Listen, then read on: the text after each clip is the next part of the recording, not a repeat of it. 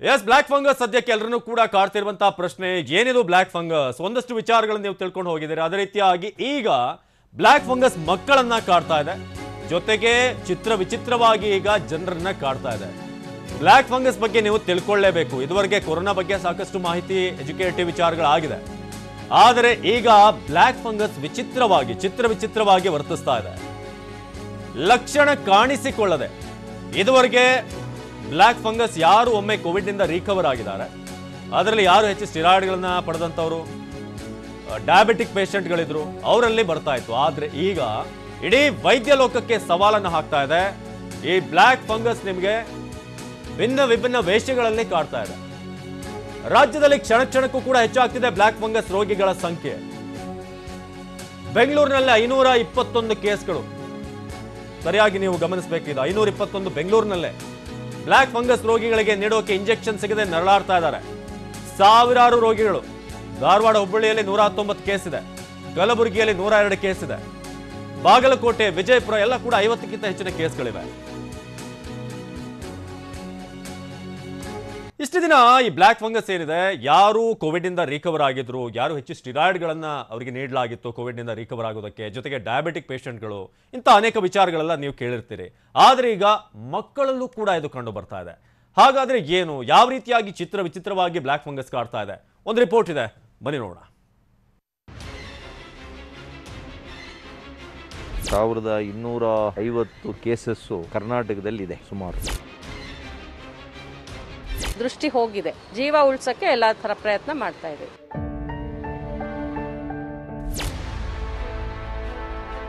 Corona ಗೆದ್ರು ಜನರಿಗೆ ನರಕಯಾತನೆ ತಪ್ಪಿದ್ದಲ್ಲ deadly ವೈರಸ್ನ ಸುಳಿಯಿಂದ ತಪ್ಪಿಸಿಕೊಂಡು ಬಂದ್ರು ಮತ್ತೆ ರೋಗ ಬಿಡ್ತಿಲ್ಲ ಬ್ಲಾಕ್ ಫಂಗಸ್ ಅನ್ನೋ ಭೂತ ಬೆಂಬಿಡದೆ ಕಾಡ್ತಿದೆ ಇಷ್ಟು ದಿನ ದೊಡ್ಡವರ ಮೈ ಸೇರಿ ಕಾಡ್ತಿದ್ದ ವೈರಿ ಈಗ ಮಕ್ಕಳ ಮೇಲೂ ಕೆಂಗಣ್ಣು ಬೀರಿದೆ ಬ್ಲಾಕ್ ಫಂಗಸ್ ಭೂತಕ್ಕೆ ಕರುನಾಡು ಕಂಗಾಲು ಮಕ್ಕಳ ಮೇಲೂ ಬಿತ್ತು ಕರಿಮಾರಿಯ ನೆರಳು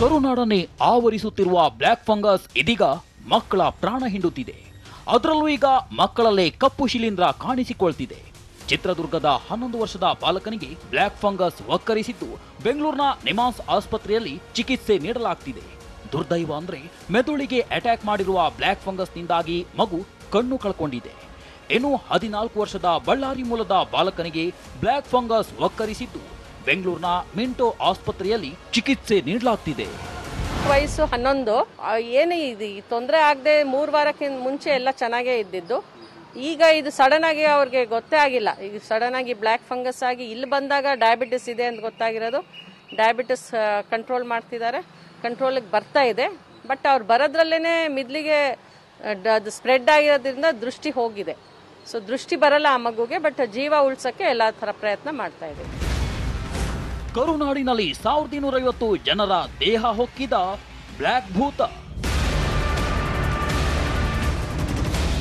ಹೌದು ಈ ಬೆಚ್ಚಿ ಬೀಳಿಸೋ ಮಾಹಿತಿಯನ್ನ ಖುದ್ದು ಆರೋಗ್ಯ ಸಚಿವರೇ ನೀಡಿದ್ದಾರೆ ರಾಜ್ಯದಲ್ಲಿ 1250 ಬ್ಲಾಕ್ ಫಂಗಸ್ ಪ್ರಕರಣಗಳಿದ್ದು ಇದುವರೆಗೂ 30 ರಿಂದ 35 ಜನ ಮೃತಪಟ್ಟಿರುವ ಮಾಹಿತಿ ಬಂದಿದೆ ಡೆತ್ ಆಡಿಟ್ ಮಾಡಿ ನಿಖರ ವರದಿ ನೀಡಲು ಹೇಳಿರುವುದಾಗಿ ಆರೋಗ್ಯ ಸಚಿವ ಡಾಕ್ಟರ್ ಸುಧಾಕರ್ ತಿಳಿಸಿದ್ದಾರೆ 1300 ಹೆಚ್ಚು ಕಡಿಮೆ 1250 ಕೇಸಸ್ಸು ಕರ್ನಾಟಕದಲ್ಲಿದೆ ಸುಮಾರು ಇದರಲ್ಲಿ ನಮಗಿರ್ತಕ್ಕಂಥ ಮಾಹಿತಿ ಅಫ್ಕೋರ್ಸ್ ಡೆತ್ ಆಡಿಟ್ನ ಮಾಡೋಕ್ಕೆ ಹೇಳಿದ್ದೀನಿ ಒಂದು 30 ರಿಂದ 35 ಸಾವಾಗಿದೆ ಅಂತ ಹೇಳ್ತಾರೆ ಆದರೆ ಅದರ ಬಗ್ಗೆ ನಿಖರತೆಯಿಂದ ಒಂದು ಡೆತ್ ಆಡಿಟನ್ನು ಮಾಡಬೇಕು ಅದರ ವರದಿ ಸಾವಿನ ವರದಿಯನ್ನು ಕೊಡಿ ಅಂತ ಹೇಳಿದ್ದೇನೆ ಬೆಂಗಳೂರಿನಲ್ಲಿ ಮಿತಿ ಮೀರಿದ ಬ್ಲಾಕ್ ಫಂಗಸ್ ಅಟ್ಟಹಾಸ ರಾಜಧಾನಿಯಲ್ಲಿ ಬರೋಬ್ಬರಿ 521 ಮಂದಿಗೆ ಕರಿಕಂಟಕ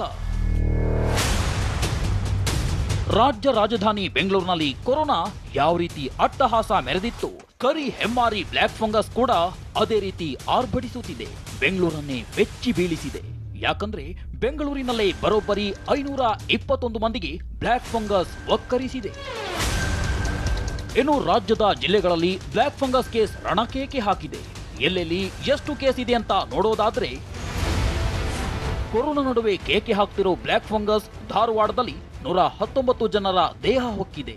ಕಲಬುರಗಿಯಲ್ಲಿ 102 ಬ್ಲ್ಯಾಕ್ ಫಂಗಸ್ ಕೇಸ್ ಇದ್ರೆ ಬಾಗಲಕೋಟೆಯಲ್ಲಿ 68 ಕೇಸ್ ಇದೆ. ವಿಜಯಪುರದಲ್ಲಿ 57, ಕೋಲಾರದಲ್ಲಿ 42, ಶಿವಮೊಗ್ಗದಲ್ಲಿ 38 ಜನರಿಗೆ ಬ್ಲ್ಯಾಕ್ ಫಂಗಸ್ ಅಟ್ಯಾಕ್ ಆಗಿದೆ. ರಾಯಚೂರಿನಲ್ಲಿ 36, ಮೈಸೂರಿನಲ್ಲಿ ಹಾಗೂ ಬೆಳಗಾವಿಯಲ್ಲಿ ತಲಾ 35 ಬ್ಲ್ಯಾಕ್ ಫಂಗಸ್ ಕೇಸ್ ಪತ್ತೆಯಾಗಿದೆ. ಇನ್ನು ಚಿತ್ರದುರ್ಗದಲ್ಲಿ 33 ಕರಿಹೆಮ್ಮಾರಿ ಕೇಸ್ ಪತ್ತೆಯಾಗಿದೆ. ಒಟ್ನಲ್ಲಿ ಬ್ಲ್ಯಾಕ್ ಫಂಗಸ್ ಅವತಾರಕ್ಕೆ ಕರುನಾಡು ಕಂಗಾಲಾಗಿ ಹೋಗಿದೆ. ಇಷ್ಟು ದಿನ ವಯಸ್ಸಾದವರಿಗೆ ಕಾಣಿಸಿಕೊಳ್ತಿದ್ದ ಬ್ಲ್ಯಾಕ್ ಫಂಗಸ್ ಈಗ ಮಕ್ಕಳ ಮೇಲೆ ಕಣ್ಣಾಕಿದೆ. ಯಾವಾಗ ಚಿಕಿತ್ಸೆ ಸಿಗುತ್ತೋ, ಸರ್ಕಾರ ಯಾವಾಗ ಇಂಜೆಕ್ಷನ್ ತರಿಸುತ್ತೋ, ಇದಕ್ಕೆಲ್ಲ ಕೊನೆ ಯಾವಾಗ ಅಂತ ರೋಗಿಗಳು ದಿಕ್ಕು ನೋಡ್ತಿದ್ದಾರೆ. ಮುತ್ತಪ್ಪ ಲಮಾಣಿ, TV9 ಬೆಂಗಳೂರು. ನಾವು ಬ್ಲ್ಯಾಕ್ ಫಂಗಸ್ ಸಂಬಂಧಪಟ್ಟ ಹಾಗೆ ಇದುವರೆಗೆ ಇದ್ದಂತ ಒಂದಷ್ಟು ಐಡಿಯಾ ಇತ್ತು ಎಲ್ರಿಗೂ ಕೂಡ ಬ್ಲ್ಯಾಕ್ ಫಂಗಸ್ ಯಾರಿಗೆ ಬರುತ್ತೆ ಅಂತ. ಆದ್ರೆ ಈಗ ಒಂದೆರಡು ಕೇಸ್ಗಳ ಬಗ್ಗೆ ನಿಮಗೆ ಹೇಳ್ತೀವಿ. ರಾಜ್ಯದಲ್ಲಿ ಕ್ಷಣ ಕ್ಷಣಕ್ಕೂ ಕೂಡ ಈ ಬ್ಲ್ಯಾಕ್ ಫಂಗಸ್ ಸಾಕಷ್ಟು ಆತಂಕವನ್ನು ಮೂಡಿಸ್ತಾ ಇದೆ. ಬ್ಲ್ಯಾಕ್ ಫಂಗಸ್ ಏನು, ಯಾರಿಗೆ ಬರುತ್ತೆ, ಅದೆಲ್ಲದರ ಬಗ್ಗೆ ಕೂಡ ಒಂದಷ್ಟು ಮಾಹಿತಿಯನ್ನ ನೀವು ಪಡ್ಕೊಂಡಿದ್ದೀರ. ಆದ್ರೆ ಈಗ ಪುಟ್ಟ ಪುಟ್ಟ ಮಕ್ಕಳನ್ನ ಕೂಡ ಕಾಡ್ತಾ ಇದೆ. ಪುಟ್ಟ ಮಕ್ಕಳ ಮೇಲೆ ಕೂಡ ದಾಳಿ ಮಾಡ್ತಿರೋದು ಸುಳಿವು ಕೊಡದೆ ವಿಚಿತ್ರವಾಗಿ ವರ್ತಿಸ್ತಾ ಇದೆ ಈ ಬ್ಲ್ಯಾಕ್ ಭೂತ. ಮಕ್ಕಳ ಮೇಲೆ ಕೂಡ ಅಟ್ಯಾಕ್ ಆಗ್ತಿದೆ. ಕನ್ನಮ್ಮಗಳ ಮೇಲೆ ಕೂಡ ತನ್ನ ವಕ್ರ ದೃಷ್ಟಿಯನ್ನ ಬೀರಿದೆ. ಹಾಗಾಗಿ ದಿನ ಕಳೆದಂತೆ ಬ್ಲ್ಯಾಕ್ ಫಂಗಸ್ ನ ವರ್ತನೆ ನೋಡಿದ್ರೆ ಸಾಕಷ್ಟು ಪ್ರಶ್ನೆಗಳು ಬೆಚ್ಚಿ ಬೀಳಿಸ್ತಾ ಇದೆ. ಮಕ್ಕಳ ಮೇಲಿನ ದಾಳಿ ಹಾಗಾದ್ರೆ ಏನು, ಮಕ್ಕಳಿಗೆ ಯಾವ ರೀತಿಯಾಗಿ ಕಾಡ್ತಾ ಇದೆ, ಅದ್ರ ಬಗ್ಗೆ ಕೂಡ ನಾವು ಮಾತನಾಡ್ತಾ ಹೋಗೋಣ. ನಿಮ್ಗೆ ಎಲ್ಲಿ ಯಾವ ಕೇಸ್ ಆಗಿದೆ ಅಂತ. ಇದುವರೆಗೆ ಯಾರಿಗೆ ಅಪಾಯ ಇತ್ತು ಅಂತಂದ್ರೆ ಈ ಮಧುಮೇಹ ಸಮಸ್ಯೆ ಇದ್ದವರಿಗೆ ಇದು ಹೆಚ್ಚಾಗಿ ಕಾಡ್ತಾ ಇತ್ತು. ಕೊರೋನಾ ಚಿಕಿತ್ಸೆ ವೇಳೆ ಸ್ಟಿರಾಯ್ಡ್ ಬಳಸೋರಿಗೆ. ಅದರಲ್ಲಿ 14-11 ವರ್ಷದ ಮಕ್ಕಳಿಗೆ ಕಾಡಿದೆ. ಅದರಲ್ಲಿ ಬಾಲಕನ ಕಣ್ಣನ್ನೇ ಕಿತ್ಕೊಂಡಿದೆ ಈ ಬ್ಲ್ಯಾಕ್ ಫಂಗಸ್. ಇಬ್ಬರ ಮೆದುಳಿಗೆ ಅಟ್ಯಾಕ್ ಆಗಿದೆ. ಚಿತ್ರದುರ್ಗ ಮೂಲದ 11 ವರ್ಷದ ಬಾಲಕನಿಗೆ ಬ್ಲ್ಯಾಕ್ ಫಂಗಸ್. ಅದೇ ರೀತಿಯಾಗಿ ಬ್ಲ್ಯಾಕ್ ಫಂಗಸ್ ಅಲ್ಲಿ ಕಾಡದಂತ ಬಾಲಕನಿಗೆ ಆತ ದೃಷ್ಟಿಯನ್ನ ಕಳೆದುಕೊಂಡಿದ್ದಾನೆ. ಅದನ್ನೇ ಅಲ್ಲಿ ಹೇಳ್ತಾ ಇದ್ರು ವೈದ್ಯರು. ವಾಪಸ್ ದೃಷ್ಟಿ ಬರೋದು ಕಷ್ಟ ಇದೆ. ನಿಮಾನ್ಸ್ ಆಸ್ಪತ್ರೆಯಲ್ಲಿ ಚಿಕಿತ್ಸೆ ಪಡೆದಿರುವಂತಹ 11 ವರ್ಷದ ಬಾಲಕ.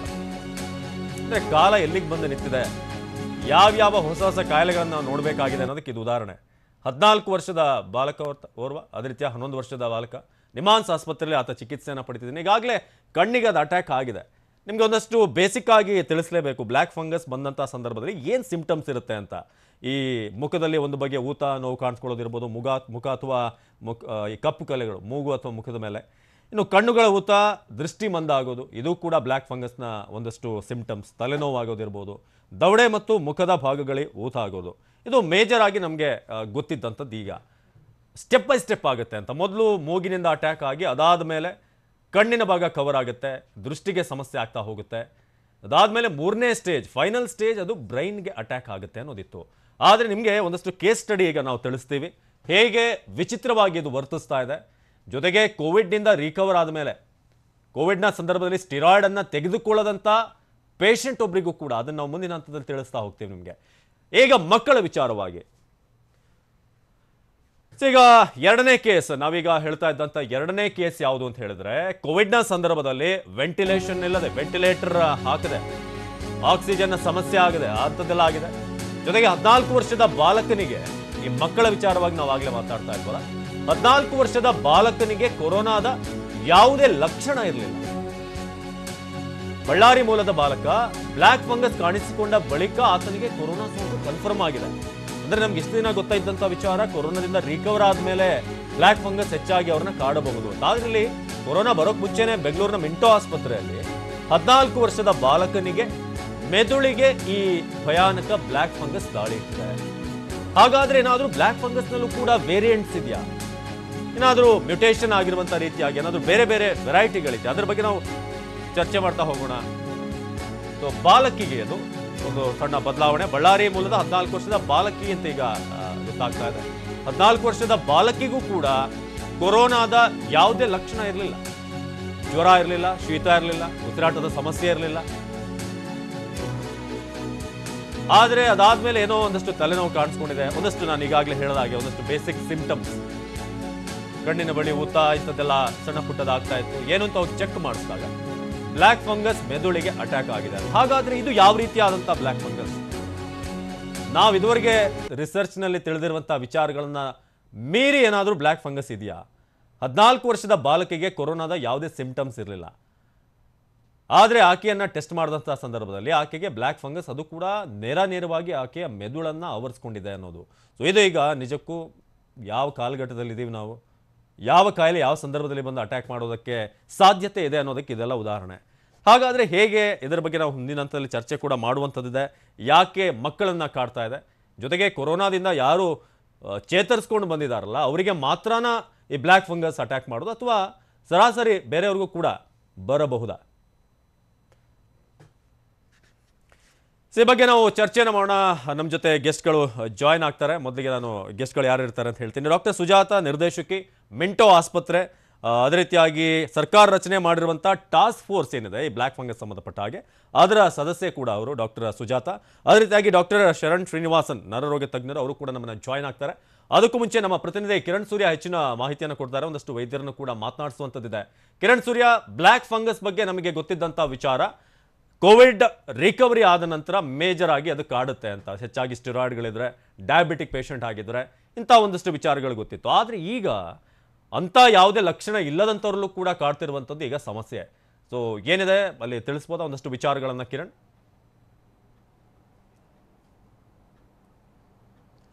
ಹೌದು ಅವಿನಾಶ್, ಬೆಂಗಳೂರಿನ ಈ ಒಂದು ವಸಂತ ನಗರದಲ್ಲಿರುವಂಥ ಮಹಾವೀರ್ ಜೈನ್ ಆಸ್ಪತ್ರೆಯ ವೈದ್ಯರ ತಂಡ ಒಂದು ಯಾವುದೇ ಥರವಾದಂಥ ಲಕ್ಷಣವಿಲ್ಲದ ಬ್ಲ್ಯಾಕ್ ಫಂಗಸ್ನ ರೋಗಿ ಮಹಿಳೆ ಏನಿದ್ದಾರೆ, 48 ವರ್ಷದ ಮಹಿಳೆಯಲ್ಲಿ ಬ್ಲ್ಯಾಕ್ ಫಂಗಸ್ ಸೋಂಕು ಕಾಣಿಸ್ಕೊಂಡಿತ್ತು. ಆದರೆ ಅವರಲ್ಲಿ ಯಾವುದೇ ಥರವಾದಂಥ ಸೋಂಕಿನ ಲಕ್ಷಣಗಳಿರಲಿಲ್ಲ. ಸಾವು ಬದುಕಿನ ನಡುವೆ ಆಕೆ ಹೋರಾಡ್ತಿದ್ರು. ಆಕೆಯನ್ನು ಈಗಾಗಲೇ ವೈದ್ಯರು ಯಶಸ್ವಿಯಾಗಿ ಶಸ್ತ್ರಚಿಕಿತ್ಸೆಯನ್ನು ನಡೆಸಿ ಈಗ ಆಕೆ ಸದ್ಯ ಯಶಸ್ವಿಯಾಗಿ ನಡ್ಕೊಂಡು ಹೋಗುವಂಥ ರೀತಿಯಲ್ಲಿ ಆಕೆಗೆ ಶಸ್ತ್ರಚಿಕಿತ್ಸೆಯನ್ನು ಮಾಡಿರುವಂಥದ್ದು. ಈ ಶಸ್ತ್ರಚಿಕಿತ್ಸೆ ಮಾಡಿರುವಂಥ ವೈದ್ಯರ ತಂಡ ಈಗ ನನ್ನ ಜೊತೆಲಿದೆ. ಅವ್ರನ್ನೇ ನಾನು ಮಾತಾಡ್ತಾ ಹೋಗ್ತೀನಿ. ಮೊದಲನೇದಾಗಿ ಅನಿಲ್ ಅಂತೇಳಿ, ಡಾಕ್ಟರ್ ಅನಿಲ್ ಅವರು ನರರೋಗ ತಜ್ಞರು. ಸರ್, ಅಂದರೆ ಈ ಮಹಿಳೆಯಲ್ಲಿ ಯಾವುದೇ ಥರವಾದಂಥ ರೋಗದ ಲಕ್ಷಣಗಳಿರಲಿಲ್ಲ, ಆಕೆಯ ಮೆದುಳಿನಲ್ಲಿ ಈ ಒಂದು ಬ್ಲ್ಯಾಕ್ ಫಂಗಸ್ ಸೋಂಕು ಕಾಣಿಸ್ಕೊಂಡಿತ್ತು ಅಂತೇಳಿ ಹೇಗೆ ಗೊತ್ತಾಯ್ತಿದೆ, ಹೇಗೆ ಪತ್ತೆ ಆಯಿತು ಅಂತ? ನಮಸ್ಕಾರ. ಈ ಮಹಿಳೆ ಮೊದಲು ಕೋವಿಡ್ ಲಕ್ಷಣ ಕಂಡು ಬಂದು ಕೋವಿಡ್ ಕೇರ್ ಸೆಂಟ್ರಲ್ಲಿ ಅಡ್ಮಿಟ್ ಆಗಿದ್ದರು. ಅವರ ಕೋವಿಡ್ ಕೇರ್ನಲ್ಲಿ ಅಡ್ಮಿಟ್ ಆಗಿ ಅವರಿಗೆ ಈಗ ನಾವು ಎಲ್ಲರೂ ಗೊತ್ತಿರೋ ಹಾಗೆ ಕೋವಿಡಲ್ಲಿ ಮೈಲ್ಡ್, ಮಾಡ್ರೇಟ್, ಸಿವಿಯರ್ ಅಂತ 3 ಥರದ ಟೈಪ್ಸ್ ಇರ್ತಾವಲ್ಲ. ಸ್ವಲ್ಪ ಸಿಂಪಲ್ ಕೋವಿಡ್ ಮತ್ತು ಸ್ವಲ್ಪ ಕಾಂಪ್ಲಿಕೇಟೆಡ್. ಇವರಿಗೆ ಮೈಲ್ಡ್ ಕೋವಿಡ್ ಆಗಿ ಕೋವಿಡ್ ಟ್ರೀಟ್ಮೆಂಟ್ನ ತೆಗೆದುಕೊಂಡಿದ್ರು. 1 ವಾರ ಅಲ್ಲೇ ಕೋವಿಡ್ ಕೇರ್ ಸೆಂಟ್ರಲ್ಲಿ ಅಡ್ಮಿಟ್ ಆಗಿ ಆಚೆ ಕಡೆ 1 ವಾರ ಆದಮೇಲೆ ಟ್ರೀಟ್ಮೆಂಟ್ ಎಲ್ಲ ಮುಗಿದ ಮೇಲೆ ಅವರು ಡಿಸ್ಚಾರ್ಜ್ ಮಾಡಿದ್ರು. ಅವ್ರಿಗೆ ಡಿಸ್ಚಾರ್ಜ್ ಅಂದರೆ ಕೋವಿಡ್ ಸಿಂಪ್ಟಮ್ಸಿಂದ ಸಂಪೂರ್ಣವಾಗಿ ಗುಣ ಪಡೆದು ಡಿಸ್ಚಾರ್ಜ್ ಆಗೋ ಸಮಯದಲ್ಲಿ ಸ್ವಲ್ಪ ತೊದಲು ಕಾಣಿಸ್ಕೊಡ್ತಾಳೆ, ಮಾತಾಡುವಾಗ ತೊದಲು ಕಾಣಿಸ್ಕೊಡ್ತು ಈ ಮಹಿಳೆಗೆ. ಆದರೂ ಅವರು ನಾವೆಲ್ಲ ಅಂದ್ಕೊಂಡಾಗಿ ಕೋವಿಡೆಲ್ಲ ಇರ್ಬೋದು ಬಿಡಿ, ಎಲ್ಲ ಸಿಂಪ್ಟಮ್ಸ್ ಈಗ ದೊಡ್ಡ ಲಿಸ್ಟ್ ಆಫ್ ಸಿಂಪ್ಟಮ್ಸೇ ಬರ್ತಾ ಇದೆಯಲ್ಲ, ಅದಾಗ್ಬೋದು ಇದಾಗ್ಬೋದು. ಅವರು ಪರಿವಾರದವರು, ಫ್ಯಾಮ್ಲಿ, ಇದು ಜಸ್ಟ್ ಅದೇ ಸಿಂಪಲ್, ಇದು ಹೇಗೋ ಕೋವಿಡ್ ಟ್ರೀಟ್ಮೆಂಟ್ ಮುಗಿದಿದೆಯಲ್ಲ ಅಂತ ಮನೆಗೆ ಹೋದ್ರು ಡಿಸ್ಚಾರ್ಜ್ ಆಗಿ 1 ವಾರ 10 ದಿನ ಆದಮೇಲೆ. ಅವರು ಮನೆಗೆ ಹೋಗಿ ಮಾರನೇ ದಿನಾನೇ ಇದ್ದಕ್ಕಿದ್ದಾಗೆ ಈ ಮಹಿಳೆಗೆ ಬಲಗೈ ಮತ್ತು ಬಲಗಾಲು ವೀಕ್ನೆಸ್ ಕಂಡು ಬಂತು. ನಾವು ಹೇಗೆ ಪಾರ್ಶ್ವವಾಯು ಅಂತೀವಿ, ಲಕ್ವ ಅಂತೀವಿ, ಹಾಗೆ ಇದ್ದಕ್ಕಿದ್ದಂಗೆ ಅವರಿಗೆ ಬಲಗೈ ಮತ್ತು ಬಲಗಾಲು ವೀಕ್ ಆಯಿತು, ಅಂದರೆ ಬಿದ್ದು ಹೋಯಿತು. ಈ ಲಕ್ಷಣ ಕಂಡ ತಕ್ಷಣ ಅವರು ಅಲ್ಲೇ ಒಂದು CT ಸ್ಕ್ಯಾನ್ ಮಾಡಿ, ಇದು ಸ್ಟ್ರೋಕ್ ಅಂತ ಹೇಳಿ, ಪಾರ್ಶ್ವವಾಯು ಅಂತೀವಲ್ಲ, ಲಕ್ವ, ಪ್ಯಾರಲಿಸಿನ್ ಅಂತೀವಿ ಅಂಥೇಳಿ ನಮಗೆ ರೆಫರ್ ಮಾಡಿದ್ದು. ನಾನು ನರರೋಗ ತಜ್ಞ ಆದ್ದರಿಂದ ನನಗೆ ಈ ರೆಫರೆನ್ಸ್ ಬಂತು. ನಾನು ಈಗ ಯಾರಿಗೇ ಆಗಲಿ ಇದ್ದಕ್ಕಿದ್ದಾಗೆ ಒಂದು ಕೈ ಒಂದು ಕಾಲು ವೀಕ್ನೆಸ್ ಆಯಿತು, ಒಂದು ಕೈ ಒಂದು ಕಾಲು ವೀಕ್ನೆಸ್ ಆಯಿತು, ಬಾಯಿ ತೊದಲು ಬಂತು, ಮಾತಾಡಲಿಕ್ಕೆ ಆಗಲಿಲ್ಲ ಅಂದರೆ ಅದು ಸ್ಟ್ರೋಕ್ ಅರ್ಥ. ಈ ಮಹಿಳೆ ಸಹ ನಾವು ಸ್ಟ್ರೋಕ್ ಅಂದ್ಕೊಂಡು ಅಡ್ಮಿಟ್ ಮಾಡ್ಕೊಂಡ್ವಿ. ನಾವು ಯೂಶಲಿ ಕನ್ಫರ್ಮ್ ಮಾಡ್ತೀವಿ. ಈಗ ಸ್ಟ್ರೋಕ್ ಅನ್ನೋದು 2 ಟೈಪ್ ಇರುತ್ತಲ್ಲ, ಒಂದು ರಕ್ತ ಕ್ಲಾಟ್ ಆಗುವಂಥದ್ದು, ಒಂದು ರಕ್ತನಾಳ ಒಡೆದು ರಕ್ತ ಚಿಮ್ಮಿ ಸ್ಟ್ರೋಕ್ ಆಗುವಂಥದ್ದು. 2 ಟೈಪ್. ಹೇಗೆ ಗೊತ್ತಾಗ್ತದೆ? ಸ್ಕ್ಯಾನ್ ಮಾಡಿದರೆ ಗೊತ್ತಾಗ್ತದೆ. ನಾವು ಆ್ಯಸ್ ಯೂಶ್ವಲ್ ಎಲ್ಲ ರೋಗಿಗೂ ಮಾಡೋ ಹಾಗೆ ಈ ಪೇಷಂಟ್ಗೂ ನಾವು ಸ್ಕ್ಯಾನ್ ಮಾಡಿದ್ವಿ, MRI ಸ್ಕ್ಯಾನ್ ಮಾಡಿದ್ವಿ. MRI ಸ್ಕ್ಯಾನಲ್ಲಿ ಅಲ್ಲೊಂದು ಗಡ್ಡೆ ಥರ ಇದ್ದದ್ದು ಕಂಡು ಬಂತು. ಇನಿಷಿಯಲಿ ಓಕೆ, ಯಾಕಂದರೆ ಇದ್ದಕ್ಕಿದ್ದಂಗೆ ಬಂದಿದ್ದಲ್ವ. ಆ್ಯಂಡ್ ಎಲ್ಲರೂ ಗೊತ್ತಿರೋ ಹಾಗೆ, ಇಡೀ ಜಗತ್ತಿಗೆ ಗೊತ್ತಿದ್ದ ಹಾಗೆ, ಈ ಕೋವಿಡ್ ಬಂದ ಮೇಲೆ ಸ್ಟ್ರೋಕ್ ತುಂಬಾ ಕಾಮನ್ ಆಗಿದೆ, ತುಂಬಾ ಜಾಸ್ತಿ ಆಗಿದೆ, ಅದೆಲ್ಲರೂ ಗೊತ್ತಿರೋ. ಈ ಕ್ಲಾಟ್ ಆಗಿ ಸ್ಟ್ರೋಕ್ ಇರೋಂಥ ಸಹಜ. ನಾವೆಲ್ಲರೂ ಇದು ಸ್ಟ್ರೋಕ್ ಇರ್ಬೋದು ಅಂತ ಅಡ್ಮಿಟ್ ಮಾಡಿ ಟ್ರೀಟ್ಮೆಂಟ್ ಶುರು ಮಾಡಿದ್ವಿ. ಆದರೆ ಮತ್ತೆ ನೋಡುವಾಗ ನಾವೀಗ ಸಾವಿರಾರು ರೋಗಿಗಳಿಗೆ ಪಾರ್ಶ್ವವಾಗಿ ಚಿಕಿತ್ಸೆ ಕೊಟ್ಟಿದ್ವಿ ಈ ಆಸ್ಪತ್ರೆಯಲ್ಲಿ. ನಮ್ಮ ಭಗವಾನ್ ಮಹಾವೀರ್ ಜೈನ್ ಆಸ್ಪತ್ರೆಯಲ್ಲಿ ಸಾವಿರಾರು ಪೇಷಂಟ್ಗೆ ಸ್ಟ್ರೋಕ್ ಬಂದವರಿಗೆ ಇಲ್ಲಿ ಟ್ರೀಟ್ಮೆಂಟ್ ಕೊಟ್ಟು ಗುಣ ಪಡ್ಕೊಂಡು ಹೋಗಿದ್ದಾರೆ. ಸೊ ಅವ್ರು ಮತ್ತೆ MRI ನೋಡಿದಾಗ ಸ್ವಲ್ಪ ಎಟಿಪಿಕಲ್ ಅಂತ ಹೇಳ್ತೀವಿ.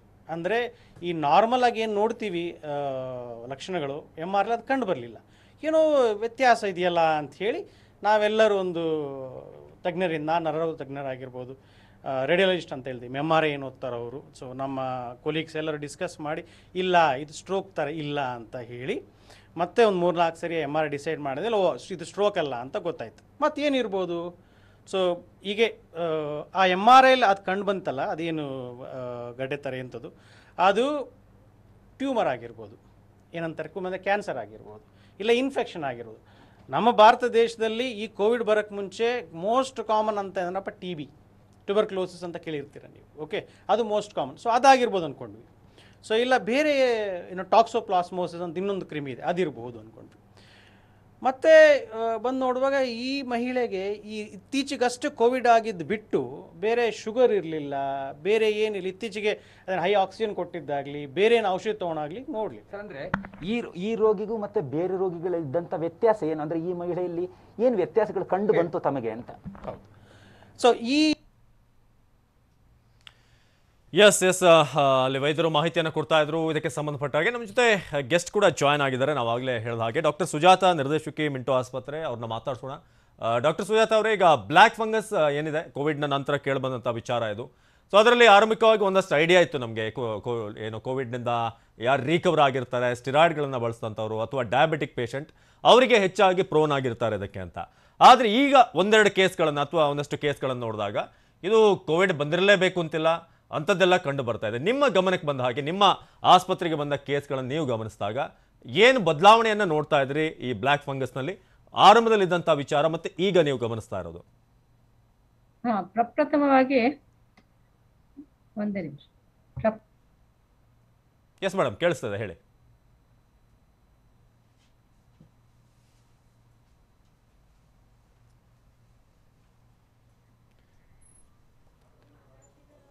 ಎಸ್, ಮತ್ತೆ ಸಂಪರ್ಕ ಮಾಡ್ತೀವಿ. ಈಗ ನಾವು ಈ ವಿಚಾರಕ್ಕೆ ಅಂದರೆ ಬ್ಲ್ಯಾಕ್ ಫಂಗಸ್ನಲ್ಲಿ ಈಗ ಮಕ್ಕಳಲ್ಲೂ ಕೂಡ ಯಾಕೆ ಕಾಡ್ತಾ ಇದೆ? 11 ವರ್ಷದ ಬಾಲಕನಿಗೂ ಕೂಡ ಬರುತ್ತೆ, ನಿಮಾಸ್ ಆಸ್ಪತ್ರೆಯಲ್ಲಿ ಚಿಕಿತ್ಸೆ ಪಡ್ತಿರುವಂಥ ಬಾಲಕ.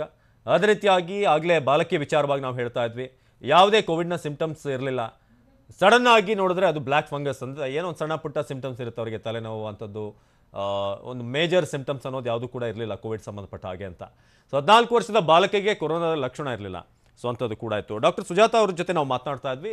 ಡಾಕ್ಟರ್, ಈಗ ನೀವು ಹೇಳ್ತಾ ಇದ್ರಿ, ಅಂದರೆ ಇತ್ತೀಚೆಗೆ ನೀವು ಗಮನಿಸಿದಂಥ ಈ ಬ್ಲ್ಯಾಕ್ ಫಂಗಸ್ನ ಫೀಚರ್ಸ್ ವಿಚಾರವಾಗಿ ಏನಂತೀರಿ, ಏನು ಬದಲಾವಣೆ ಕಂಡಿದೆ ಇದರಲ್ಲಿ ಅಂತ? ನೋಡ್ತಿರೋದು ಈ ಮ್ಯೂಕೋಮೈಕೋಸಿಸ್ ಕೇಸಸ್ ಅಲ್ಲಿ ಸಿಕ್ಕಾಪಟ್ಟೆ ಇಮ್ಯುನೋ ಸಪ್ರೆಷನ್, ಅಂದ್ರೆ ರೋಗ ನಿರೋಧಕ ಶಕ್ತಿ ಕಡಿಮೆ ಆಗಿರೋರಲ್ಲೇ ಅಡಲ್ಟ್ಸ್ ಅಲ್ಲಿ ನೋಡಿದೀವಿ, ದೊಡ್ಡವರಲ್ಲಿ. ಅಂದ್ರೆ ಈಗ ಒಂದು 3 ವಾರದಿಂದ ನಾವು ನೋಡ್ತಿರೋದ್ರಲ್ಲಿ 28 ವರ್ಷದಿಂದ 84 ವರ್ಷದವರೆಗೆ ನೋಡಿದೀವಿ. ಆದ್ರೆ ಇತ್ತೀಚೆಗೆ ನಿನ್ನೆ ಒಂದು 3 ದಿವಸದಲ್ಲಿ 2 ಮಕ್ಳಿಗೆ ನೋಡಿದೀವಿ. ಒಂದು 14 ವರ್ಷದ ಬಾಲಕಿ, ಇನ್ನೊಂದು 11 ವರ್ಷದ ಬಾಲಕ. ಇವರಿಬ್ರು ನಮ್ಮ ಬೆಂಗಳೂರವರ, ಚಿತ್ರದುರ್ಗ ಮತ್ತೆ ಬಳ್ಳಾರಿಯಿಂದ ಬಂದಿರೋ ಕೇಸಸ್. ಬೌರಿಂಗ್ ಅಲ್ಲಿ ನಮ್ದು ಪೋಸ್ಟ್ ಕೋವಿಡ್ ಕೇಸಸ್ ಅಲ್ಲಿ ನೋಡ್ತಿರೋದಕ್ಕೆ ನಾವು ಆಪ್ತಾಲ್ ENT ಟೀಮ್ ನೋಡ್ಬಿಟ್ಟು ಇಬ್ರಿಗೂ ಮಿದ್ಲಿಗೆ ತೊಂದರೆ ಆಗಿತ್ತು. ಹಂಗಾಗಿ ಫಸ್ಟ್ ನಿಮ್ಹಾನ್ಸಿಗೆ ಕಳಿಸಿ ಸೆರಿಬ್ರಲ್ ಆಪ್ಸಿಸ್ ಡ್ರೈನ್ ಮಾಡಿ ನಮ್ಮಲ್ಲಿ ಈಗ ಚಿಕಿತ್ಸೆ ಆಗ್ತಿದೆ. ಒಂದು ಬಾಲಕನಿಗೆ ದೃಷ್ಟಿ ಇಲ್ಲದೆ ಇರೋದಕ್ಕೆ ಅವ್ರಿಗೆ ಇದು ಡಿಬ್ರೈಡ್ಮೆಂಟ್, ಸೈನಸ್ ಡಿಬ್ರೈಡ್ಮೆಂಟ್ ಜೊತೆಗೆ ಕಣ್ಣನ್ನು ತೆಗಿಬೇಕಾಗುತ್ತೆ, ಅವನಿಗೆ ದೃಷ್ಟಿನೂ ಇಲ್ಲ. ಬಟ್ ಇನ್ನೊಂದು ಬಾಲಕಿಗೆ ದೃಷ್ಟಿ ಚೆನ್ನಾಗಿದೆ, ಸೊ ಅವ್ರಿಗೆ ರೆಟ್ರೋಬಲ್ಬಾರ್ ಇಂಜೆಕ್ಷನ್ ಅಂತ ಕೊಡ್ತೀವಿ, ಮತ್ತೆ ಸೈನಸ್ ಡಿಬ್ರೈಡ್ಮೆಂಟ್ ಪೂರ್ತಿ ಮಾಡಿ ದೃಷ್ಟಿ ಉಳಿಸಕ್ಕೆ ಪೂರ್ತಿ ಪ್ರಯತ್ನ ಮಾಡ್ತಾ ಇದ್ದೀವಿ. ಓಕೆ ಮೇಡಮ್, ನಾನು ಇದ್ರ ಬಗ್ಗೆ ಇನ್ನಷ್ಟು ಮಾತಾಡ್ತೀನಿ ನಾನು ನಿಮ್ಮ ಜೊತೆಗೆ. ಈಗ ನೋಡಿದ್ರಿ ಯಾವ ರೀತಿ ಕೇಸ್ಗಳು ಬರ್ತಾ ಇದೆ ಅಂತ, ಯಾಕೆ ಮಕ್ಕಳಲ್ಲಿ ಬರ್ತಾ ಇದೆ, ಇದ್ರ ಬಗ್ಗೆ ಕೂಡ ನಾನು ಡಾಕ್ಟರ್ ಸುಜಾತ ಅವ್ರನ್ನ ಕೇಳ್ತೀನಿ. ಬ್ಲ್ಯಾಕ್ ಫಂಗಸ್ ಇತ್ತೀಚೆಗೆ ಮಕ್ಕಳಲ್ಲಿ ಕಾಡ್ತಿರುವಂತದ್ರ ಬಗ್ಗೆ ನಾವು ಮಾತಾಡ್ತಾ ಇದ್ವಿ. ಕಿರಣ್ ಆಗ್ಲೇ ಮಾಹಿತಿ ಕೊಡ್ತಾ ಇದ್ರು. ಕಿರಣ್, ಆಗ್ಲೇ ನೀವು ವೈದ್ಯರಲ್ಲಿ ಮಾತನಾಡ್ತಾ ಇದ್ರಿ, ಸೊ ಏನು ಅವರೊಂದಷ್ಟು ವಿವರಣೆ ಕೊಡ್ತಾ ಇದ್ರು, ಯಾಕೆ ಮಕ್ಕಳಲ್ಲಿ ಕಾಡ್ತಾ ಇದೆ, ಇತ್ತೀಚೆಗೆ ಬ್ಲ್ಯಾಕ್ ಫಂಗಸ್ನಲ್ಲಿ ಬದಲಾಗಿರುವಂಥ ವಿಚಾರಗಳು ಏನು, ಹೊಸದಾಗಿ ಎಂಥ ಕೇಸ್ಗಳು ಕಂಡು ಬರ್ತಾ ಇದೆ ಅಂತ?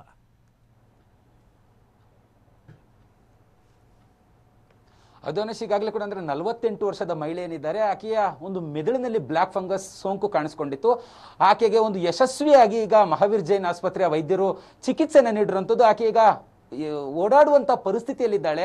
ಈ ಒಂದು ಯಶಸ್ವಿಯಾಗಿ ಶಸ್ತ್ರಚಿಕಿತ್ಸೆ ಮಾಡಿದಂಥ ವೈದ್ಯರ ತಂಡ ನನ್ನ ಜೊತೆಯಲ್ಲಿತ್ತು, ಅವ್ರನ್ನೇ ನಾನು ಮಾತಾಡ್ತಾ ಇದ್ದೆ. ಈಗ ICU ತಜ್ಞರಾಗಿರುವಂಥ ಫಾರೂಕ್ ಅವ್ರು ನನ್ನ ಜೊತೆಲಿದ್ದಾರೆ. ಫಾರೂಕ್ ಅವ್ರನ್ನೇ ಮಾತಾಡ್ತಾ ಹೋಗ್ತೀನಿ. ಆಕೆ ICUಗೆ ಬಂದಾಗ ಯಾವ ಸ್ಥಿತಿಯಲ್ಲಿದ್ಲು ಅಂತೇಳಿ. ಸರ್, ಈಗ ಆ ಮಹಿಳೆ ಏನಿದ್ದಾಳೆ ICUಗೆ ಬಂದಂಥ ಸಂದರ್ಭದಲ್ಲಿ ಆಕೆಯ ಪರಿಸ್ಥಿತಿ ಹೇಗಿತ್ತು? ನೀವೇನೇನೆಲ್ಲ ಆಕೆಗೆ ಟೆಸ್ಟ್ ಮಾಡಿದ್ರಿ, ಇಲ್ಲ ಚಿಕಿತ್ಸೆಯನ್ನು ನೀಡಿದ್ರಿ ಅಂತ? ಓಕೆ, ನಮಸ್ಕಾರ. ಈ ಪೇಷಂಟು ICUಗೆ ಬಂದಾಗ ಡಾಕ್ಟರ್ ಅನಿಲ್ ಅವ್ರು ಹೇಳಿದ ಥರ ಅದು ಯೂಶ್ವಲ್ ಸ್ಟ್ರೋಕ್ ಆಗಿರ್ಬೋದು ಅಂತ ಹೇಳಿಬಿಟ್ಟು, ಯಾಕಂದರೆ ಪ್ರೆಸೆಂಟಿಂಗ್ ಸಿಮ್ಟಮ್ಸು ಸ್ಲರಿಂಗ್ ಆಫ್ ಸ್ಪೀಚ್ ಇತ್ತು, ರೈಟ್ ಸೈಡು ಕೈ ಕಾಲು ನಿರ್ಶಕ್ತಿ ಇದೆ ಅಂತ ಹೇಳಿ ಮೇನ್ಲಿ ಸಾಮಾನ್ಯವಾಗಿ ಪೇಷಂಟ್ ICUಗೆ ಅಡ್ಮಿಟ್ ಆಗಿರೋದು. And this is the usual routine presentation. Stroke ಆದಾಗ ಅವರ ಪಾಲಿಸಿ ದಟ್ ನಾವು ICUನಲ್ಲಿ ಇಂಥವ್ರನ್ನ ಪೇಷಂಟ್ಸ್ ಇಟ್ಕೊಂಡು ಸ್ಟೆಬಿಲೈಸ್ ಮಾಡಿ ಆಮೇಲೆ ವಾರ್ಡ್ ಕಳಿಸ್ಕೊಡ್ತೀವಿ.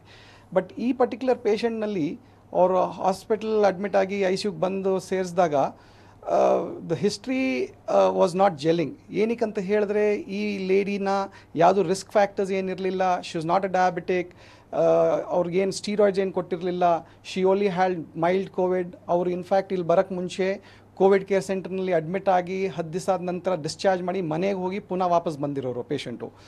ಸೊ ಲೈಕ್ ಐ ಸೆಡ್, ಏನಾಗುತ್ತೆ ನಮ್ಮ ICUನಲ್ಲಿ it is our habit that whenever we have these kind of patients ನಾವೆಲ್ಲರೂ ರೌಂಡ್ಸ್ನಲ್ಲಿ ಡಿಸ್ಕಸ್ ಮಾಡ್ತೀವಿ. ಆ್ಯಂಡ್ ಈ ಪರ್ಟಿಕ್ಯುಲರ್ ಪೇಷಂಟು ಬಿಕಾಸ್ ಯಾವುದು ರಿಸ್ಕ್ ಫ್ಯಾಕ್ಟರ್ಸ್ ಇರಲಿಲ್ಲ, ಏನೋ something is not fitting into the puzzle ಅಂತ ಹೇಳಿಬಿಟ್ಟು ಮುಂದಿನ ಏನಂಗೆ ಸಂಬಂಧಪಟ್ಟು ಇನ್ವೆಸ್ಟಿಗೇಷನ್ಸ್ ಮಾಡಬೇಕಾಗ್ಬೋದು. Because the MRI even though it look like a classical thalamic infarct ಅಂತ ಹೇಳ್ತೀವಿ. ಆ್ಯಂಡ್ ಇನ್ಫ್ಯಾಕ್ಟ್ ಆ ಥೆಲಾಮಿಕ್ ಇನ್ಫಾಕ್ಟ್ ಆಗಿ ಅದಕ್ಕೆ ಸಂಬಂಧಪಟ್ಟು ಟ್ರೀಟ್ಮೆಂಟ್ ಏನು ಸ್ಟಾರ್ಟ್ ಮಾಡಬೇಕು, ಬ್ಲಡ್ ಥಿನ್ನಿಂಗ್ ಮೆಡಿಸಿನ್ಸು, ಆ್ಯಂಟಿಕೋಯಾಗ್ಲೆಂಟ್ಸ್ ಎಲ್ಲ ಸ್ಟಾರ್ಟ್ ಮಾಡಿದ್ವಿ.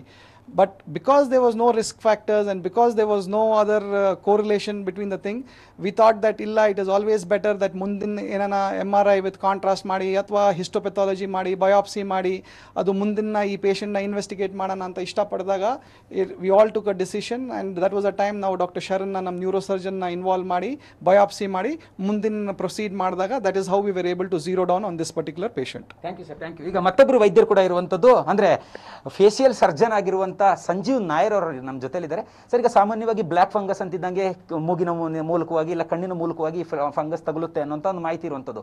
ಅಂದರೆ ಈ ರೋಗಿಗೆ ನೇರವಾಗಿ ಮೆದುಳಿನಲ್ಲೇ ಈ ಒಂದು ಸೋಂಕು ಕಾಣಿಸ್ಕೊಂಡಿರುವಂಥದ್ದು ಹೇಗೆ ಸಾಧ್ಯ, ಮತ್ತೆ ಹೇಗಿತ್ತು ಈ ಒಂದು ಕೇಸು ನೀವು ಆಪರೇಟ್ ಮಾಡುವಂಥ ಸಂದರ್ಭದಲ್ಲಿ? ಅದು ಹೇಗೆ ಗೊತ್ತಾಗಲ್ಲ. ಸೊ ನಾರ್ಮಲಿ ಬ್ಲ್ಯಾಕ್ ಫಂಗಸ್ ಅಂದರೆ ಮೂಗೊಳಗೆ, ಸೈನಸ್ ಒಳಗೆ, ಬಾಯೊಳಗೆ ಎಲ್ಲ ಇರುತ್ತೆ. ಅದು 14 ಔಟ್ ಆಫ್ 100,000 ಪೇಷಂಟ್ಸ್ಗೆ ಈಗ ನಾವು ಇದು ಡಿಸ್ಕವರ್ ಮಾಡ್ತಾ ಇದ್ದೇನೆ. ಇದು ಕೋವಿಡ್ ಆದಮೇಲೆ. ಮುಂದೆ ಇನ್ ಮೈ 30 years ಕೆರಿಯರ್ ಬರೀ 10 ಕೇಸ್ ನಾವು ನೋಡಿದರೆ ಮ್ಯೂಕೋರ್ಮೈಕೋಸಿಸ್ ಬ್ಲ್ಯಾಕ್ ಫಂಗಸ್. ಈಗ it is 14 in 100,000. It's a very large number. ಅದು ಹೇಗೆ ಬರ್ತದೆ? ದ ಪ್ರಾಬ್ಲಮ್ ಇಸ್ ನಮ್ಮದು ಇಮ್ಯೂನ್ ಸಿಸ್ಟಮ್, ಡಯಾಬಿಟಿಸ್ ಇದ್ದರೆ ಇಲ್ಲ ಸ್ಟೀರಾಯ್ಡ್ಸ್ ಟ್ರೀಟ್ಮೆಂಟ್ಗೆ ಕೊಡ್ತಾರೆ, ಅದೆಲ್ಲ ಕಂಬೈಂಡ್ ಆಗಿ ಇಮ್ಯೂನ್ ಸಿಸ್ಟಮ್ ಸಪ್ರೆಸ್ ಆಗ್ತದೆ. ಇಮ್ಯೂನ್ ಸಿಸ್ಟಮ್ ಸಪ್ರೆಸ್ ಆದಮೇಲೆ ಇದು ಈ ಥರ ಫಂಗಸ್ ಎಲ್ಲಿ ಇದೆ ಅಲ್ಲಿ ಜಾಸ್ತಿ ಬರ್ತಾ ಇದೆ. ಈ ರೋಗಿಯ ವಿಚಾರಕ್ಕೆ ಈ ಮಹಿಳೆ ಏನಿದ್ದಾರೆ CCL ಇದ್ರು, ಅಂದ್ರೆ ಕೋವಿಡ್ ಕೇರ್ ಸೆಂಟರ್ ಇದ್ರು, ಇವರಿಗೆ ಯಾವುದೇ ತರವಾದಂತಹ ICU ಚಿಕಿತ್ಸೆ ಪಡ್ಕೊಂಡಿದ್ದಿಲ್ಲ, ಅಂದ್ರೆ ಸ್ಟಿರಾಯ್ಡ್ಸ್ ಅನ್ನ ಬಳಕೆ ಮಾಡಿಲ್ಲ. ಆದ್ರೂ ಈ ಮಹಿಳೆಯಲ್ಲಿ ಹೇಗೆ ಅಂದ್ರೆ ನೇರವಾಗಿ ಅಂದ್ರೆ ಮೆದುಳಿನಲ್ಲಿ ಈ ಸೋಂಕು ಕಾಣಿಸ್ಕೊಳ್ತು ಅಂತಂದ್ರೆ ಕಾರಣ ಏನು ಅಂತ? ಅದಕ್ಕೆ ಅದೇ ನಾವು ಡಿಸ್ಕಸ್ ಮಾಡ್ತಾ ಇದ್ದೇನೆ. ಅದು ನಮಗೆ ಹೇಗೆ ಅಲ್ಲಿ ಬಂತು ಅದು ಗೊತ್ತಾಗಲ್ಲ. ಯಾಕೆಂದರೆ ನಾರ್ಮಲಿ ಅದಕ್ಕೆ ಹೇಳ್ತಾ ಇದ್ದೇನೆ, ನಾರ್ಮಲಿ ಮೂಗೊಳಗೆ ಇಲ್ಲ ಕಣ್ಣು ಒಳಗೆ ಇಲ್ಲ ಸೈನಸ್ ಒಳಗೆ ಅಲ್ಲಿಂದ ರೂಟ್ ಇದೆ ಬ್ರೈನ್ಗೆ. ಇದು ಟೋಟಲಿ ಡಿಫ್ರೆಂಟ್ ಸೈಟ್ನಲ್ಲಿ ಒಬ್ಬನೇ ಬಂದದ್ದು ಕಾಲನೈಸ್ ಆಯಿತು, ಇದು ಡೆವಲಪ್ ಆಯಿತು. ಅದು ಹೇಗೆ ಬಂತು ಅನ್ನೋದು ಯಾರಿಗೂ ಗೊತ್ತಿಲ್ಲ. But it is a surprise because ಅದು ನಾವು ಹೇಗೆ ಡಯಾಗ್ನೋಸ್ ಮಾಡಿದೆ, ಅದು that is the skill that we have a big team ಇಲ್ಲಿ ಮಹಾವೀರ್ ಜೈನ್ ಹಾಸ್ಪಿಟಲ್. ಕಿರಣ್ ಅವರಿಗೆ ಹೇಗೆ ಗೊತ್ತಾಯಿತು ಅಂತ ಹೇಳಿ, ಬ್ರೈನ್ ನಲ್ಲಿ ಇದಾಗಿರೋದು ಹೇಗೆ ಗೊತ್ತಾಯಿತು ಅದನ್ನು ಕಂಡುಹಿಡಿದಿದ್ದು ಹೇಗೆ ಅಂತ ಕೇಳಿ. ನ್ಯೂರಾಲಜಿಸ್ಟ್ ಇದೆ ಡಾಕ್ಟರ್ ಫರೂಕ್ ICUನಲ್ಲಿ, doctor Sharan, doctor Geetha microbiologist. ಅಂದ್ರೆ ಈ ಮಹಿಳೆಯ ಒಂದು ಮೆದುಳಿನಲ್ಲಿ ಒಂದು ಸೋಂಕು ಕಾಣಿಸ್ಕೊಂಡಿತ್ತು, ಅದನ್ನ ನೀವು ಹೇಗೆ ಪತ್ತೆ ಹಚ್ಚಿದ್ರಿ ಅಂತಂದ್ರೆ, ನೇರವಾಗಿ ಸಾಮಾನ್ಯವಾಗಿ ನೀವು ಫೇಶಿಯಲ್ ಸರ್ಜನ್ ಆಗಿರೋದ್ರಿಂದ ಮೂಗು ಕಣ್ಣು ಈ ಥರದ್ದೆಲ್ಲವೂ ಕೂಡ ಇದ್ದಾಗ ನಿಮಗೆ ಸೋಂಕು ಪತ್ತೆ ಆಗುತ್ತೆ. ಅಂದ್ರೆ ನೇರವಾಗಿ ಮೆದುಳಿನಲ್ಲೇ ಈ ಸೋಂಕು ಕಾಣಿಸ್ಕೊಂಡಾಗ ನಿಮಗೆ ಹೇಗೆ ಪತ್ತೆ ಆಯಿತು ಅಂತ? ಅದೇ ಹೇಳ್ತಾ ಇದ್ದೇನೆ. ನಾರ್ಮಲಿ ಅದು ಬ್ಲಡ್ ವೆಸಲ್ ಒಳಗೆಯಿಂದ ಇದು ಥ್ರಾಂಬಸ್, ಅದಾയത് ಇದು ಮ್ಯೂಕೋರ್ಮೈಕೋಸಿಸ್ ಆರ್ಗ್ಯಾನಿಸಮ್ಸ್ ಅಲ್ಲಿ ಹೋಗಿ ಇರ್ಬೋದು, ಅಲ್ಲಿ ಹೋಗಿ ಆಗ್ಬೋದು. That is one of the suspicion. ನಮ್ಮ ಸಸ್ಪಿಷನ್ ಇದೆ, ಅದೇನು ಕನ್ಫರ್ಮ್ ಮಾಡೋಕ್ಕಾಗಲ್ಲ. ಬಟ್ ಇದು ಒಂಥರ ವೆರಿ ಡಿಫ್ರೆಂಟ್ ಕೇಸ್, ನಾವು ನಾರ್ಮಲಿ ಕಾಣಿಸ್ತಾ ಇಲ್ಲ ಅದಕ್ಕೆ. Thank you. ಮತ್ತೊಬ್ರು ಅಂದ್ರೆ ಮಹಾವೀರ್ ಜೈನ್ ಆಸ್ಪತ್ರೆಯ ಮೈಕ್ರೋಬಯಾಲಜಿಸ್ಟ್ ಆಗಿರುವಂತಹ ಗೀತಾ ಭಟ್ ಅವರು ನಮ್ಮ ಜೊತೆಲಿದ್ದಾರೆ. ಮೇಡಮ್, ಅಂದ್ರೆ ಬೇರೆ ರೋಗಿಗಳಿಗೂ ಅಂದ್ರೆ ಈ ಮಹಿಳೆಯ ಒಂದು ರಿಪೋರ್ಟ್ನಲ್ಲಿ ಹೇಗಿತ್ತು, ವ್ಯತ್ಯಾಸ ಹೇಗಿತ್ತು, ಅಂದ್ರೆ ನಿಮಗೆ ಹೇಗೆ ಪತ್ತೆ ಆಯಿತು ಅಂತ ಈ ಒಂದು ಬ್ಲ್ಯಾಕ್ ಫಂಗಸ್? ಈ ಸ್ಯಾಂಪಲು ನಮಗೆ ಡಾಕ್ಟರ್ ಶರಣ್ ಶ್ರೀನಿವಾಸ್ ಅವರು ಬ್ರೈನಿಂದ ಆಸ್ಪಿರೇಟ್ ಮಾಡಿ ತುಂಬ ಒಂದು ಸ್ಕಿಲ್ಫುಲ್ ಟೆಕ್ನಿಕ್ಕಿಂದ ಕಲೆಕ್ಟ್ ಮಾಡಿ ಕಳಿಸಿಕೊಟ್ರು. ಅದನ್ನು ಬ್ಯಾಕ್ಟೀರಿಯಾದ ಇನ್ವೆಸ್ಟಿಗೇಷನ್ಗೆ ಆಗಿ ಕಳಿಸಿಕೊಟ್ಟಿದ್ರು ಈ ಸ್ಯಾಂಪಲನ್ನು. ನಾವು ಬ್ಯಾಕ್ಟೀರಿಯಾದ ಇಂದ ಮೈಕ್ರೋಬಯಾಲಜಿ ಲ್ಯಾಬ್ ಅಲ್ಲಿ ಈ ಎಲ್ಲ ಇನ್ವೆಸ್ಟಿಗೇಷನನ್ನು ತುಂಬ ಸ್ಟರೈಲ್ ಎನ್ವಿರಾನ್ಮೆಂಟಲ್ಲಿ ಮಾಡ್ತೀವಿ. ಅದಕ್ಕೆ ಹೊರಗಿಂದ ಏನಾದರೂ ಫಂಗಸ್ಸು, ಹೊರಗಿಂದ ಏನಾದರೂ ಡಸ್ಟು ಅವೆಲ್ಲ ಬಾರದಂಗೆ ತುಂಬ ಸ್ಟರೈಲ್ ಎನ್ವಿರಾನ್ಮೆಂಟಲ್ಲಿ ಈ ಸ್ಯಾಂಪಲ್ಗಳನ್ನು ಪ್ರೊಸೆಸ್ ಮಾಡ್ತೇವೆ. ನಮ್ಮ ಟೀಮೇ ಇದೆ ಸ್ಯಾಂಪಲ್ ಪ್ರೊಸೆಸಿಂಗಿಗೆ. ನಮ್ಮ ಜೊತೆ ಅಸಿಸ್ಟೆಂಟ್ ಇದ್ದಾರೆ, ಟೆಕ್ನಿಷಿಯನ್ಸ್ ಇದ್ದಾರೆ, ಎಲ್ಲರೂ ಇದ್ದಾರೆ. ಸೊ ಈ ಸ್ಯಾಂಪಲನ್ನು ನಾವು ಮೈಕ್ರೋಸ್ಕೋಪ್ ಅಡಿಯಲ್ಲಿ ನೋಡಿದಾಗ ಅದಕ್ಕೆ ಕಲರ್ ಹಾಕ್ತೀವಿ. ಡಿಫ್ರೆಂಟ್ ಕಲರ್ಸ್ ಇರುತ್ತೆ. ಬ್ಯಾಕ್ಟೀರಿಯಾ ಒಂದು ಕಲರ್ ತಗೊಳುತ್ತೆ, ಫಂಗಸ್ ಇನ್ನೊಂದು ಕಲರ್ ತಗೊಳುತ್ತೆ. ಸೊ ಈ ಸ್ಯಾಂಪಲನ್ನು ನಾವು ಆ ಥರ ಸ್ಟೈನ್ ಮಾಡಿ ನೋಡಿದರೆ ಇದರಲ್ಲಿ ಬ್ಯಾಕ್ಟೀರಿಯಾ ಏನೂ ಇರಲಿಲ್ಲ. Because doctor was suspecting bacteria ಏನೂ ಇರಲಿಲ್ಲ. ಅದರಲ್ಲಿ ಉದ್ದುದ್ದ ಫಿಲಮೆಂಟಸ್ ಫಾರ್ಮ್ಸ್ ನಮಗೆ ಕಾಣಿಸ್ತು. ಅಂದ್ರೆ ಈ ಒಂದು ರಿಪೋರ್ಟ್ ಗೊತ್ತಾಗಲಿಕ್ಕೆ ಅಂದ್ರೆ ಎಷ್ಟು ದಿನಗಳ ಕಾಲ ಆಯಿತು ಅಂತಂದ್ರೆ ಈ ಒಂದು ಬ್ರೈನ್ ನಲ್ಲಿ ಬ್ಲ್ಯಾಕ್ ಫಂಗಸ್ ಕಾಣಿಸ್ಕೊಂಡಿತ್ತು. ಈ ಒಂದು ಅಂದ್ರೆ ಈ ಟೆಸ್ಟ್ ಸ್ಯಾಂಪಲ್ ಕೊಟ್ಟ ನಂತರ ಎಷ್ಟು ಗಂಟೆಗಳ ಕಾಲ ಅವಕಾಶ ಬೇಕಾಯಿತು ಅಂತ ಈ ಫಂಗಸ್ ಪತ್ತೆ ಆಗಲಿಕ್ಕೆ? ಫಂಗಸ್ ನಮಗೆ ಮೈಕ್ರೋಸ್ಕೋಪಿಕಲಿ ಫಂಗಸ್ ಅನ್ನ ನಮಗೆ ಐಡೆಂಟಿಫೈ ಮಾಡೋಕ್ಕೆ 2 ರಿಂದ 3 ಗಂಟೆ ಹೊತ್ತು ಬೇಕಾಯಿತು. ಯಾಕಂದ್ರೆ it is a unusual case. ಈಗ ನಾನು ಮೈಕ್ರೋಬಯಾಲಜಿಸ್ಟು ಲ್ಯಾಬಲ್ಲಿದ್ದೀನಿ, ಹಾಗೆ ನಮ್ಮ ಟೀಮ್ ಇದೆ. Head of the department pathologist, ಅವರಿಗೂ ಮೈಕ್ರೋಬಯಾಲಜಿ ಗೊತ್ತಿದೆ. ಸೀನಿಯರ್ ಪೆಥಾಲಜಿಸ್ಟ್ ಇದ್ದಾರೆ. ಎಲ್ಲರೂ ಮೈಕ್ರೋಸ್ಕೋಪಲ್ಲಿ ನೋಡಿ yes it is a fungus ಅಂತ ನಾವು ತಿಳ್ಕೊಂಡು I called doctor Sharan whether you are suspecting any fungus in this case. Then he said no. Then we have ಈಗ ಏನು ಮಾಡಬೇಕು, ಹಾಗಾದರೆ ಇದನ್ನು ಬೆಳೆಸಬೇಕು ಫಂಗಸನ್ನು. ಯಾಕಂದರೆ ನಾವು some special medias are there. ಬ್ಯಾಕ್ಟೀರಿಯಾಕ್ಕೆ ಸಪ್ರೇಟ್ ಆಹಾರ ಕೊಡ್ತೀವಿ, ಫಂಗಸ್ ಬೆಳೆಯೋಕ್ಕೆ ಇನ್ನೊಂದು ಥರದ ಆಹಾರ ಕೊಡ್ತೀವಿ. ಆ ಥರ ಫಂಗಸನ್ನು ಬೆಳೆಸಿಬಿಟ್ಟು ಅದರಲ್ಲಿ ಫಂಗಸ್ ಬೆಳೆಯೋಕ್ಕೆ 3 ರಿಂದ 4 ದಿನ ಹಿಡಿಯಿತು. ಅಲ್ಲಿವರೆಗೆ we have not confirmed it is a fungus ಅಂತ. 4 days it took to confirm it is mucor, and it is not a black. See, mucor is always white. It is not black. Only the tissue, it will become black after the infection. ಅದಕ್ಕಾಗಿ black fungus ಅಂತೀವಿ. Okay, thank you. Avinash, ಇವಿಷ್ಟು ಕೂಡ ಅಂದ್ರೆ ಈ ಒಂದು ಮಹಿಳೆಗೆ ಯಶಸ್ವಿಯಾಗಿ ಶಸ್ತ್ರಚಿಕಿತ್ಸೆ ಮಾಡಿದಂತ ವೈದ್ಯರ ತಂಡ ಹೇಳ್ತಿರುವಂತ ಮಾತು. ಬ್ಲ್ಯಾಕ್ ಫಂಗಸ್ ನ ಹೊಸ ಅವತಾರಗಳ ಬಗ್ಗೆ ನಾವು ಮಾತಾಡ್ತಾ ಇದ್ವಿ. ಇತ್ತೀಚಿನ ದಿನಗಳಲ್ಲಿ ಸುದ್ದಿ ಕೇಳಿದ್ವಿ ನಾವು, ಬ್ಲ್ಯಾಕ್ ಫಂಗಸ್ ಏನು ಎತ್ತ ಅಂತ. ಆದ್ರೆ ಈಗ ಮುನ್ಸೂಚನೆ ಕೊಡದೆ ಡೈರೆಕ್ಟ್ ಮೆದುಳಿಗೆ ಈ ಬ್ಲ್ಯಾಕ್ ಫಂಗಸ್ ಎಂಟ್ರಿ ಕೊಡ್ತಾ ಇದೆ. ಮುಖ ಊದ್ಕೊಂಡಿಲ್ಲ, ಮೂಗಿಗೆ ಹಾನಿ ಆಗಿಲ್ಲ, ಕಣ್ಣಿಗೂ ಕೂಡ ಎಫೆಕ್ಟ್ ಇಲ್ಲ. ಆದರೆ ನೇರವಾಗಿ ಇದರ ಟಾರ್ಗೆಟ್ ಮೆದುಳಿಗಿದೆ. ಹಾಗಾದ್ರೆ ಯಾಕೆ, ಹೇಗೆ ಇದು ಸೀದಾ ಮೆದುಳನ್ನೇ ಟಾರ್ಗೆಟ್ ಮಾಡ್ತಾ ಇದೆ? ಬ್ಲ್ಯಾಕ್ ಫಂಗಸ್ ವಿಚಿತ್ರ ವರ್ತನೆ, ಅದರ ಫೀಚರ್ಸ್ ಬದಲಾವಣೆ ಆಗಿದ್ದು ಹೇಗೆ? ಮುನ್ಸೂಚನೆ ನೀಡದೆ ಡೈರೆಕ್ಟ್ ಮೆದುಳಿಗೆ ಬ್ಲ್ಯಾಕ್ ಫಂಗಸ್ ಈಗ ಕೆಲವರಲ್ಲಿ ಕಾಣಿಸ್ಕೊಳ್ತಾ ಇದೆ. ಜನರಲ್ಲೂ ಕೂಡ ಈಗ ಸಹಜವಾಗಿಯೇ ಗೊಂದಲ ಹೇಗೆ ಅಂತ. ಗೌರಿಬಿದನೂರಿನ ಮಹಿಳೆಗೆ ಬ್ಲ್ಯಾಕ್ ಫಂಗಸ್ ಬಂದಿದ್ದೇ ಅಚ್ಚರಿ, ಬಹಳ ಆಶ್ಚರ್ಯ ಅಂತಂದ್ರೆ ಬ್ಲ್ಯಾಕ್ ಫಂಗಸ್ ಬಂದಿದ್ದು ಹೇಗೆ? ಲಕ್ಷಣವೇ ಇಲ್ಲದೆ ಮಹಿಳೆಗೆ ವಕ್ಕರಿಸ್ತು ಕರಿ ಹೆಮ್ಮಾರಿ. ಯಾವುದೇ ಈ ಮೂಗಿನಲ್ಲಿ ಅಟ್ಯಾಕ್ ಆಗುವುದು, ರಕ್ತ ಸೋರುವಂಥದ್ದಾಗಲಿ ಅಥವಾ ಕಣ್ಣಿನ ಸುತ್ತ ಬ್ಲ್ಯಾಕ್ ಮಾರ್ಕ್ ಆಗುವಂಥದ್ದಾಗ್ತಾ ಇತ್ತು. ಯಾವ ಸ್ಟೇಜ್ಗಳಿಲ್ಲದೆ ಸೀದಾ ಫೈನಲ್ ಸ್ಟೇಜ್ಗೆ ರೀಚ್ ಆಗಿದೆ ಹೇಗೆ? ಡಾಕ್ಟರ್ ಸುಜಾತ ಅವರು ನಮ್ಮ ಜೊತೆ ಇದ್ದಾರೆ, ಮಿಂಟೋ ಆಸ್ಪತ್ರೆ ನಿರ್ದೇಶಕಿ. ಸುಜಾತ ಅವರೇ, ಈಗ ನಾವು ಹಿಂದೆ ನೋಡ್ತಿದ್ದ ಹಾಗೆ ಒಂದಷ್ಟು ಸ್ಟೇಜಸ್ ಇತ್ತು ಈ ಬ್ಲ್ಯಾಕ್ ಫಂಗಸ್ನಲ್ಲಿ. ಆದ್ರೆ ಈಗ ಇದು ಡೈರೆಕ್ಟ್ ಫೈನಲ್ ಸ್ಟೇಜ್ಗೆ ಹೋಗ್ತಾ ಇದೆ, ಸೀದಾ ಮೆದುಳನ್ನ ಅಟ್ಯಾಕ್ ಮಾಡ್ತಾ ಇರುವಂಥದ್ದು. ರಿಸರ್ಚ್ನಲ್ಲಿ ಎಲ್ಲಾದ್ರೂ ಕೂಡ ಕಂಡು ಬಂದಿತ್ತಾ ಈ ರೀತಿಯಾಗಿ ಇದು ಈ ಥರ ಕೂಡ ಅಟ್ಯಾಕ್ ಮಾಡಬಲ್ಲದು ಬ್ಲ್ಯಾಕ್ ಫಂಗಸ್ ಅಂತ? ಇದು ತುಂಬಾ ಸಟಲ್ ಆಗಿ ಮೂಗಲ್ಲಿ ಸ್ವಲ್ಪ ಮಟ್ಟಿಗೆ ಒಂಥರ ಬ್ಲಾಕೇಜ್ ಆಗಿರ್ಬೋದು, ತುಂಬಾ ಸಟಲ್ ಆಗಿದ್ದು ಕಣ್ ಹಿಂದೆನೂ ಅಂದ್ರೆ ಇರೋ ನೀರಿ ಗಾಳಿ ಚೀಲ, ಸ್ಪಿನಾಯ್ಡ್ ಸೈನಸ್ ಇರ್ಬೋದು, ಎಥಮಾಯ್ಡ್ ಇರ್ಬೋದು, ಇದೆಲ್ಲಾನು ಸೈನಸ್ ಕನೆಕ್ಷನ್ ಡೈರೆಕ್ಟ್ ಆಗಿ ಬ್ರೈನಿಗೆ ಇರುತ್ತೆ. ಓಕೆ ಸೊ ಹಂಗಾಗಿ ಅದು ರ್ಯಾಪಿಡ್ ಆಗಿ ಸ್ಪ್ರೆಡ್ ಆಗಿರ್ಬೋದು ಹೊರತು ಯೂಶಲಿ, ಯಾಕಂದ್ರೆ ಇದು ಬರೋದೇ ಮೂಗಿನ ಮೂಲಕ, ಅಂದ್ರೆ ಇನ್ಹಲೇಷನ್, ಇಲ್ಲ ಬೇರೆ ಕಡೆ ಗಾಯಗಳಾಗಿ ಥ್ರೂ ಸ್ಕಿನ್ ಆಗಿ ಅದು ಸಿವಿಯರ್ ಗ್ರೇಡ್ ಆಫ್ ಸೆಪ್ಟಿಸಿಮಿಯಾ ಅದು ಆ ಥರ ಆಗಿ ಬ್ರೈನ್ಗೆ ಹೋಗ್ಬೋದು. ಬಟ್ ಇಲ್ಲಿ ನನ್ಗನ್ಸೋ ಮಟ್ಟಿಗೆ ನಾವು ನೋಡಿರೋದು ಸಟಲ್ ಆಗಿರುತ್ತೆ ಸೈನ್ಸು, ಮೂಗಲ್ಲಿ ಮತ್ತೆ ಬೇರೆ ಸೈನಸ್ಗಳೆಲ್ಲ ಇನ್ವಾಲ್ವ್ ಆಗಿ ರ್ಯಾಪಿಡ್ ಆಗಿ ಬ್ರೈನ್ಗೆ ಹೋಗ್ಬೋದು. ಓಕೆ ಓಕೆ ಬಟ್ ತುಂಬಾ ಸಟಲ್ ಆಗಿದ್ದು ಅವ್ರಿಗೆ ಗೊತ್ತಾಗಿರ್ಲಿಕ್ಕಿಲ್ಲ. But definitely it has to, ಯಾಕಂದ್ರೆ ಮೂಗ್ ಮೂಲಕನೇ ಸ್ಪೋರ್ ಸೆಂಟರ್ ಆಗೋದು. ಅಂದ್ರೆ ಮೂಗಿನ ಮೂಲಕ ಒಳಗೆ ಹೋಗಿ ಕಣ್ಣಿಗೆ ಕಾಡದೆ ನೇರವಾಗಿ ಮೆದುಳಿಗೆ ಅಟ್ಯಾಕ್ ಮಾಡಬಹುದು ಅಂತ ಚಾನ್ಸಸ್ ಇದೆ ಅಂತ ಹೇಳ್ತೀರಾ ನೀವು? ಹೌದು, ಯಾಕಂದ್ರೆ ಎಲ್ಲ ಒಂದು ಕಾಮನ್ ಸೈನಸ್ ಇದೆ, ಕ್ಯಾವರ್ನಸ್ ಸೈನಸ್ ಅಂತ. ಇಲ್ಲಿ ತುಂಬಾ ರ್ಯಾಪಿಡ್ ಆಗಿ ಸ್ಪ್ರೆಡ್ ಆಗಿ ಆ ಮೂಲಕ ಬ್ರೈನ್ಗೆ ಹೋಗೋ ಸಂಭವ ಇದೆ. ಓಕೆ ಓಕೆ ಮೇಡಮ್, ನಾನು ಮಾತಾಡ್ತೀನಿ ನಿಮ್ಮ ಜೊತೆ. ಡಾಕ್ಟರ್ ಶರಣ್ ಶ್ರೀನಿವಾಸನ್ ನಮ್ಮನ್ನ ಜಾಯ್ನ್ ಆಗಿದ್ದಾರೆ. ಡಾಕ್ಟರ್, ಈಗ ಈ ಬ್ಲ್ಯಾಕ್ ಫಂಗಸ್ನ ಮೊದಲ ಒಂದಷ್ಟು ಸಿಂಪ್ಟಮ್ಸ್ ನಮಗೆ ಗೊತ್ತಿತ್ತು. ಡಯಾಬಿಟಿಕ್ ಪೇಷಂಟ್ಗಳು, ಕೋವಿಡ್ನಿಂದ ರಿಕವರ್ ಆದಂಥವ್ರು ಸ್ಟಿರಾಯ್ಡ್ ಯಾರಿಗೆ ಹೆಚ್ಚಿಗೆ ಕೊಟ್ಟಿದ್ದಾರೆ ಅಂತ, ಅದರಲ್ಲಿ ಒಂದಷ್ಟು ಸ್ಟೇಜಸ್ ಇತ್ತು. ಆದರೆ ಇವಾಗ ಅಂಥ ಸ್ಟೇಜ್ಗಳು ಕೆಲವರಲ್ಲಿ ಕಂಡು ಬರ್ತಾ ಇಲ್ಲ. ಈಗ ರೀಸೆಂಟ್ ಕೇಸಸ್ನಲ್ಲಿ ನೇರವಾಗಿ ಬ್ರೈನನ್ನೇ ಟಾರ್ಗೆಟ್ ಮಾಡ್ತಿರೋದು ನಾವು ನೋಡ್ತಾ ಇದ್ದೀವಿ. ಸೊ ನೀವು ಒಂದಷ್ಟು ವಿಚಾರ ಇದ್ರ ಬಗ್ಗೆ ಅಧ್ಯಯನ ಮಾಡಿದಾಗ ನಿಮಗೇನು ಸತ್ಯಗಳು ಗೊತ್ತಾಗ್ತಿದೆ ಅಂತ ಇದರಲ್ಲಿ?